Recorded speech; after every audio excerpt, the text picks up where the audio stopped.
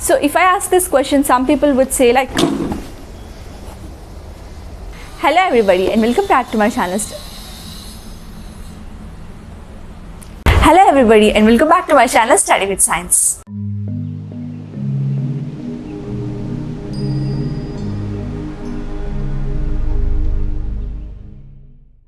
I would like to start this video by discussing two lines of a story. There was a girl whose age is 13 years old and having her first period. She has committed suicide just because of the reason there was nobody to talk with her and she was kept separated. Calculating all these things, she had an illusion that she might have some STD, which is a sexually transmitted disease. And there are a lot more stories I'll be discussing in this video. So this playlist is mainly concerned about the girl and women health, in which a menstrual health is just a small part of it. In this playlist, we'll be discussing about the sciences behind the traditional practices that we practice while during periods, and also we'll discuss about the menstrual health in India, and also we'll be discussing about the way we look into the periods. So as this is the first video, I would like to start this video about discussing about how we look into our periods, how we treat our periods, and what kind of impact we are leaving on the younger children and our future generations about these periods. And most importantly, this video and this playlist is not me educating you. This video is mainly me educating myself, because the points I address in this video and the mistakes I address in this video are also the mistakes I have made during all this lifetime and I have realized lately. And also the points that I make in video are the points I have just known while I stepped into this study. So let's get started discussing about it.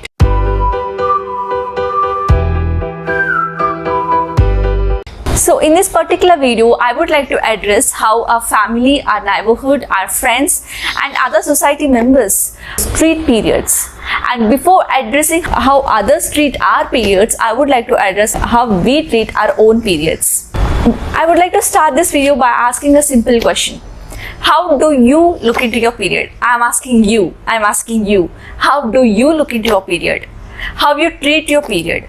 Whether if you treat as it is a bad, impure thing and you'll feel guilt about it, or what, or you think that it is pure, it is good about it. I'm leaving just 5 seconds of time, make up your minds.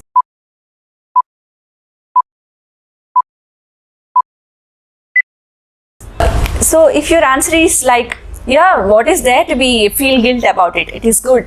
We are giving birth, just that's why we are bleeding. We are bleeding just because we are able to give birth. If your answer is in this feministic types, congratulations, and it was great. So my next question is, how do you ask for sanitary napkin to your classmate in your classroom? So many of us will relate to it. How do we ask that? We'll show like this, and we'll show the plank, that is a right study plank, and show this. He's watching. And if somebody like who is broad-minded says that you're asking for a sanitary napkin, right? And they'll say like, oh, gee, you're asking for a sanitary napkin and this is disgusting. You're speaking out a sanitary napkin, you're asking for a pad. That's just disgusting, you know, look at your face. This is how they would react. My question is why? Why do we do that? So we'll be feministic only if some random guy posts some tweet in a Twitter on a story in Instagram saying that girls are impure because they bleed. Then only that feministic behavior comes out of our mind and says, no, we bleed because we give birth, that's why we bleed. This type of quotes. The rest of the period will just hide our periods as if it is a world's top secret. No, that's not right? So another point. If a teacher asks, why weren't you not to college yesterday? Then what will you say? The magic mantra, personal problem, sir. So how would this be a personal problem? Isn't it? The one thing which was explained in a bold letters with diagrams apart, and that specific lesson, the biggest lesson, would be suddenly turn into a personal problem of ours. This is not personal, right? We would not say the digestive problems as a personal problem. We will not talk about a skin as a personal problem. We will not talk about something else as a personal problem, but we will consider a period as a personal problem, which is not actually a personal but a common thing to all of us. And next, while going to the medical shops, we'll ask for sanitary napkins. What they do and what we ask for them, we ask them to do. They will wrap that in a newspaper. We'll wrap the pads in the black cover. While coming out of the medical shop, everybody who sees the black cover will definitely know what is inside it. They'll definitely know we are carrying some sanitary napkins with us, but we still try to hide it. No point of hiding the sanitary napkins under a black cover, isn't it? And another sentence we hear is, being a science student, how could you not able to speak about your periods? And my question is, does periods only come to a science student? No matter what student you are, no matter if it is a math student, you're a commerce student, you're an art student, periods is common to each and every girl. And we just not simply say that you're a science student, you should talk about it. Every girl should be able to talk about it openly with your doctor, with your mother, with your father, with your brother, and with each and everybody. There are some campaigns conducted to educate the people and make them speak openly about the sexual life. And these type of campaigns are famous worldwide. And there are many movies which mainly address this key issue, and will be like a broad-minded. The 2.5 hours we watch the movie or the film, and after completion of that, again it's still the same. We still can't speak about our periods, so which is not right. So if I ask this question, some people will say like, boys doesn't feel good when we talk about it.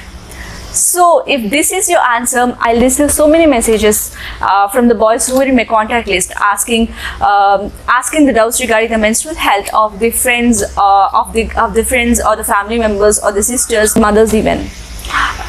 They'll ask, clarify the doubts, and they'll also communicate it with their friends or sisters or mothers, whatever it may be. Nowadays they have been educating. So there are many short films and TV shows, stage shows talking about this particular issue, how you look at a girl, how you look at your partner or a girl or your sister or your mother when she's having a period. You must buy chocolates, you must buy, you must give some massages, you must give some ice pack, and you have to make her rest. All these things even boys know, and this truth we don't accept and feel that boys doesn't feel good about it. And if you ask me, like, it is my thing, it is my personal thing, it is my personal way of thinking, and I'll still think like this, and what's a big deal? There is no big deal, of course. But this, unfortunately, this way of thinking is creating a huge impact on the younger generations. I'll tell you how. I have also said about the story in which a girl committed suicide because of the traditional practices. She was being kept separated, and nobody was talking to her, and she thought that she was having some sexually transmitted disease.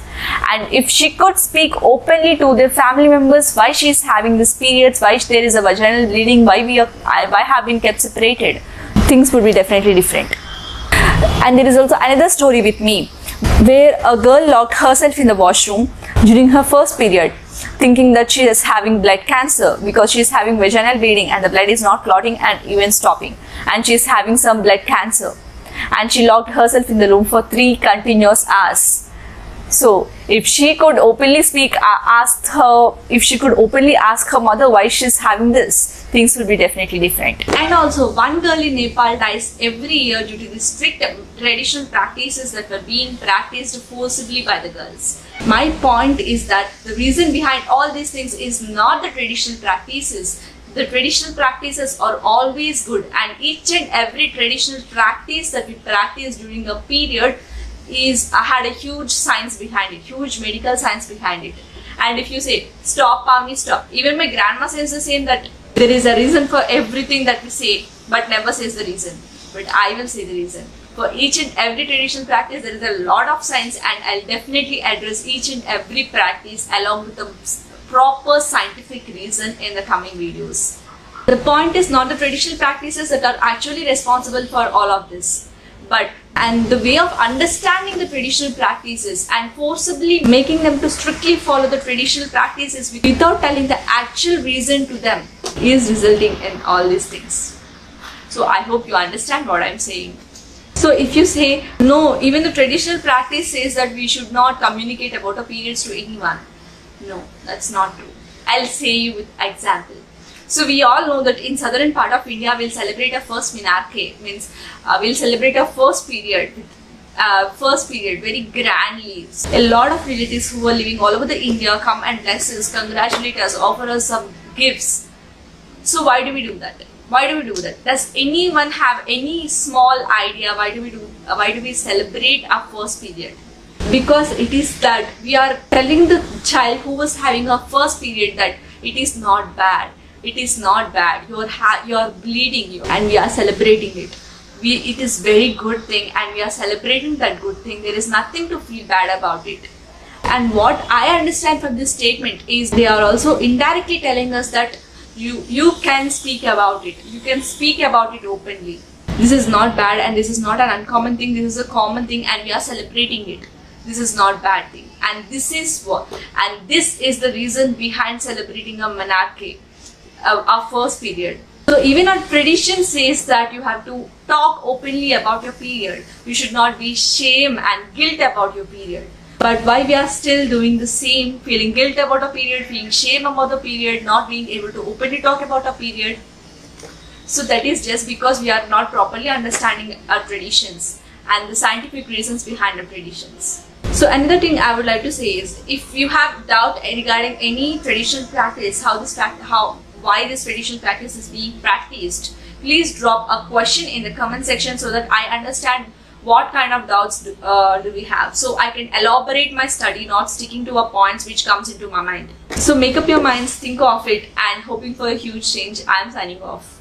So if you like this video, please like and share it with your friends, and if you have any kind of queries, please comment in the comment section, and don't forget to subscribe to my channel. Thank you for watching. Bye bye.